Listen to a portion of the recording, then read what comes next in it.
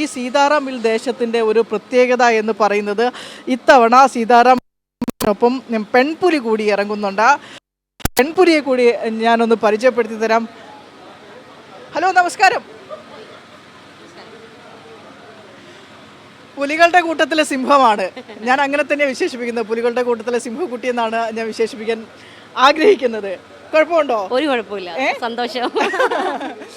പറയൂ, നമ്മുടെ പ്രേക്ഷകർക്ക് വേണ്ടി ഇത് പ്രത്യേകിച്ച് പരിചയപ്പെടുത്തേണ്ട ആവശ്യമില്ല. സിന്ധുരി നിമിഷ കഴിഞ്ഞ 3 വർഷമായിട്ട് സീതാറാം ദേശത്തിന് വേണ്ടിയിട്ട് പുലിവേഷം കെട്ടുന്നുണ്ട്. ഞാൻ നിമിഷയെ പെൺപുലി എന്ന് വിശേഷിപ്പിക്കാൻ അല്ലെങ്കിൽ പെൺ എന്ന് പറഞ്ഞ് മാറ്റി നിർത്താൻ ആഗ്രഹിക്കുന്നത് ഈ പുലികളുടെ ഇടയിലെ പുലിയാണത് അല്ലേ? നമ്മൾ പെൺപുലി എന്ന് പറഞ്ഞിട്ട് അതിനെന്തോ ഒരു പ്രത്യേകത ഉണ്ടെന്നോ അല്ലെങ്കിൽ പെണ്ണുങ്ങൾക്ക് വേഷം കെട്ടാൻ സാധിക്കില്ല അത്തരത്തിലുള്ള മാറ്റി നിർത്തൽ വേണ്ടല്ലോ? ഒരിക്കലും വേണ്ട. പെൺപുലി തന്നെ കേൾക്കാനാണ് ഇഷ്ടം അല്ലേ? പെൺപുലി കേൾക്കാനാണോ ഇഷ്ടം അല്ലെങ്കിൽ പുലിന്ന് കേൾക്കാനാണോ ഇഷ്ടം? പെൺപുലി കേൾക്കാനാണ് ഇഷ്ടം. അപ്പൊ നിമിഷയ്ക്കും ആഗ്രഹം പെൺപുലി എന്ന് കേൾക്കാനാണ്. എങ്ങനെയാണ് ഇതിലേക്ക് അട്രാക്റ്റഡ് ആയി? കാരണം പുലിവേഷം കെട്ടുക എന്ന് പറയുന്നത് ഒന്നാമത് നമ്മുടെ നാട്ടുകാർ അതായിട്ട് ഇപ്പോഴും ഒന്ന് ഡൈജസ്റ്റ് ആയിട്ട് വന്നില്ല. പലതരത്തിലുള്ള വിമർശനങ്ങൾ വരാറുണ്ട്. സോഷ്യൽ മീഡിയയിലായാലും പലതരത്തിലുള്ള അപവാദങ്ങൾ, വിവാദങ്ങൾ, വിമർശനങ്ങളും ഒക്കെ വരാറുണ്ട്. ഞാൻ അത്യാവശ്യം നല്ല രീതിക്ക് തെറി കേട്ടിട്ടുണ്ട് 3 നാളാ. നമുക്ക് മുത്തരിയല്ല പറയുന്നവരോടൊക്കെ പറഞ്ഞുകൊണ്ടിരിക്കുക, നമുക്ക് അവരുടെ പുറകെ പോകാൻ നേരമില്ല. ഞാൻ അവരെല്ലാം നെഗറ്റീവ് പറയുമ്പോൾ ഞാൻ പോസിറ്റീവായിട്ട് ചിന്തിക്കുക, പോസിറ്റീവായിട്ട് പോകുക, അത്രേ ഉള്ളൂ. അപ്പോൾ ആ പോസിറ്റിവിറ്റി എങ്ങനെയാണ് കിട്ടിയത്? ഇതിലേക്ക് അട്രാക്റ്റഡ് ആയത് എങ്ങനെയാണ്? ഒന്നാമത് എന്ന് വെച്ചാൽ ഓക്കെ ഞാൻ പുലികളി കാണുന്ന ഒരു വ്യക്തിയാണ്. ഒരുപാട് നാളായിട്ട് ഞാനൊരു നാട്ടിൻപുറത്ത് ജനിച്ചു വരുന്ന വ്യക്തിയാണ്, മുണ്ടക്കയം. അപ്പോൾ 20 വർഷമായിട്ട് നമ്മൾ ചാലക്കുടി ഞങ്ങൾ മണിച്ചേട്ടനെ ഇഷ്ടപ്പെട്ടിട്ട് ചാലക്കുടിയിൽ വന്ന് സ്ഥലം പിടിച്ച് താമസിച്ച. പക്ഷേ മണിച്ചേട്ടനെ എനിക്ക് കാണാനുള്ളൊരു ഭാഗ്യം ഉണ്ടായില്ല. അതിൻ്റെ സിറ്റുവേഷൻ ഭയങ്കര ഇതായിരുന്നു. അപ്പോൾ 20 വർഷമായിട്ട് നമ്മൾ ചാലക്കുടിയിലാണ്. അപ്പോൾ ചാലക്കുടിയിലെ കുറേ എൻ്റെ അമ്മയുടെ വീട് തൃശ്ശൂരാണ്. അപ്പോൾ അങ്ങനത്തെ തൃശ്ശൂർ വേലയാണെങ്കിലും പൂരമാണെങ്കിലും നമ്മൾ കാണാൻ വരും.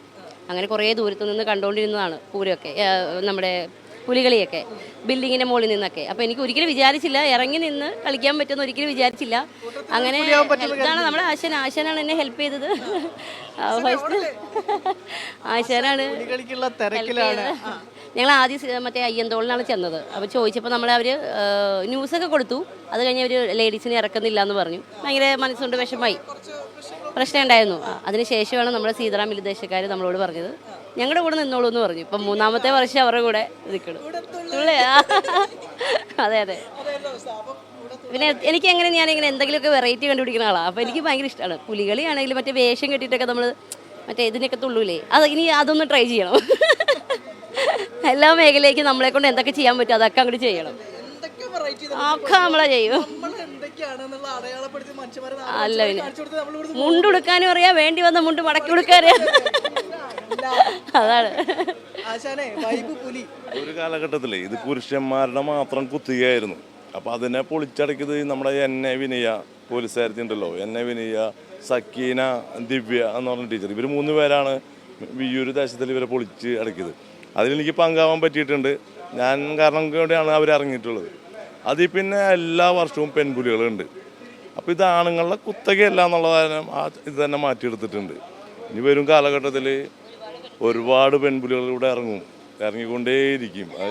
ചെറിയ പേടിയുണ്ട് പെൺകുട്ടികൾക്ക്, പൊതുവെ മൊത്തത്തിൽ പേടിയാണ്. അത്തരത്തിൽ പേടിയുള്ളവർക്ക് അല്ലെങ്കിൽ ഈ പുലികളിയിലേക്ക് ഇറങ്ങാൻ ഇഷ്ടമുണ്ടായിട്ടും എന്തോ ഒരു തടസ്സം നേരിടുന്നവരോട് എന്താ പറഞ്ഞു കൊടുക്കാനുള്ളത്? അങ്ങനെ ഒരു മൈൻഡ് നിങ്ങൾ മാറി നിൽക്കണ്ട. നിങ്ങൾക്ക് താല്പര്യം ഉണ്ടെങ്കിൽ എന്നെ സമീപിക്കുക, ഞാൻ നിങ്ങളെ ഇറക്കിയിരിക്കും.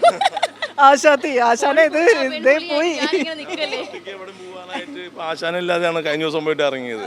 ഇപ്പൊ എവിടെയും പോവാനുള്ള പക്വതയൊക്കെ ആയിട്ടുണ്ട്. പൊക്കോളും. പക്വത തന്നെയാണല്ലേ, ഒരു കോൺഫിഡൻസ് നമുക്ക് തരൂല്ലേ? കാരണം കുടുംബം എൻ്റെ കൂടെ നിൽക്കുന്നുണ്ട്. പിന്നെ നമ്മൾ ആശാനെ പോലെയുള്ള ആൾക്കാർ, പിന്നെ ഈ സീതാറാമിലെ എല്ലാവരും തന്നെ 3 വർഷമായിട്ട് നമ്മളൊരു കുടുംബം പോലെ പോണ ഒരു ഫാമിലിയാണ് സീതാറാം മിൽ ദേശക്കാർ. അതുപോലെ തന്നെ എൻ്റെ കുടുംബം എന്നോട് പറഞ്ഞിട്ടുണ്ട്, നിനക്ക് നിൻ്റെ ഹസ്ബൻഡിൻ്റെ കൂടെ അല്ലേ നീ നിൽക്കണത്, നിനക്ക് ഹാപ്പിയുള്ള കാര്യങ്ങൾ നീ ചെയ്ത മക്കളെ, നിനക്ക് ഞങ്ങൾ സപ്പോർട്ട്.